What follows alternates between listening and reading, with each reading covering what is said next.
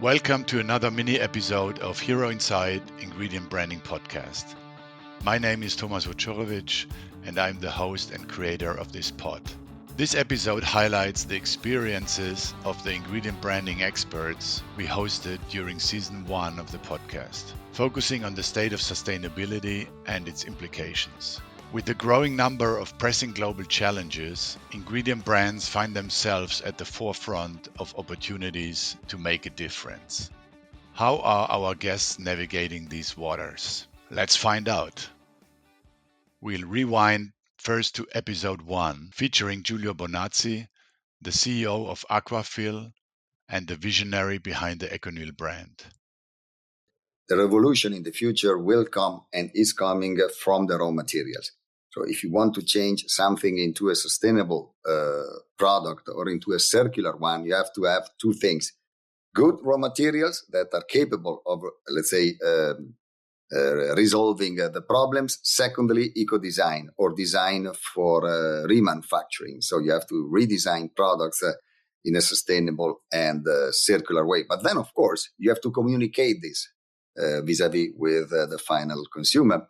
Going and visiting customers with this idea of selling them a sustainable and potentially circular ingredient, we immediately realized the power of what we were offering.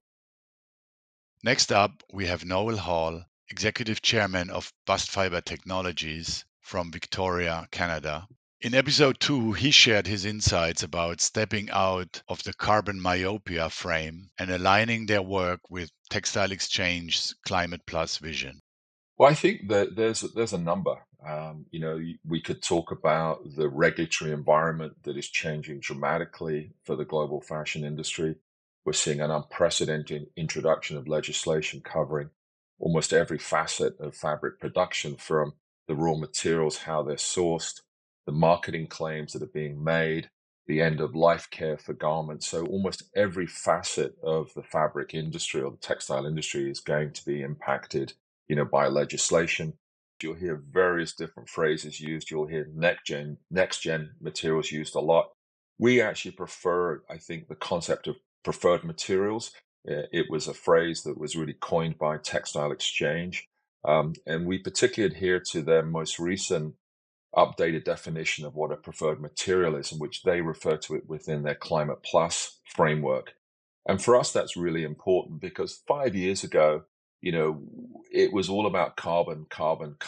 And as somebody coined the phrase carbon myopia, that's all people thought about, was that a sustainable material was one that was just focused around, being carbon neutral. And of course, as we know, a lot of those claims were made based on carbon offsetting, which is itself, I think, been somewhat discredited recently.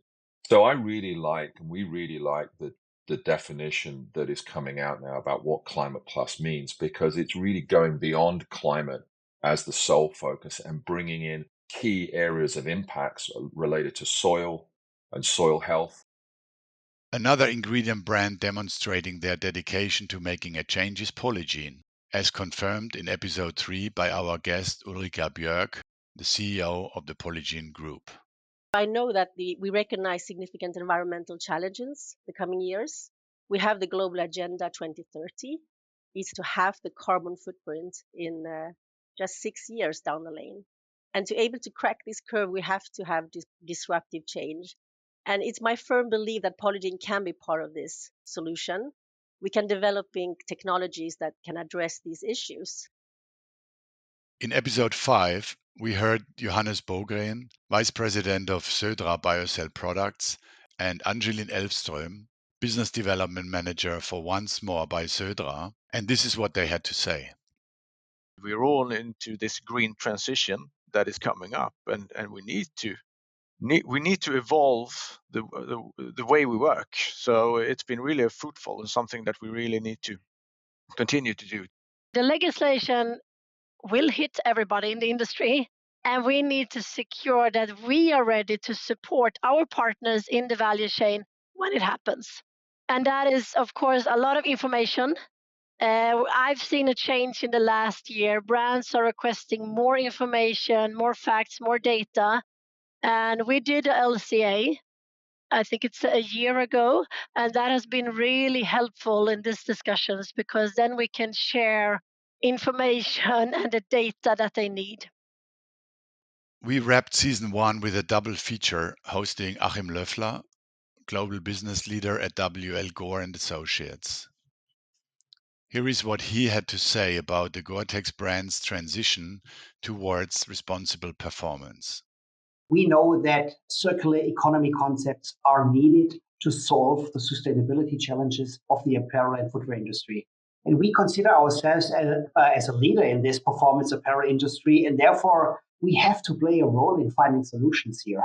So enabling circular economy is a key element of our broader strategy as Gore Fabrics.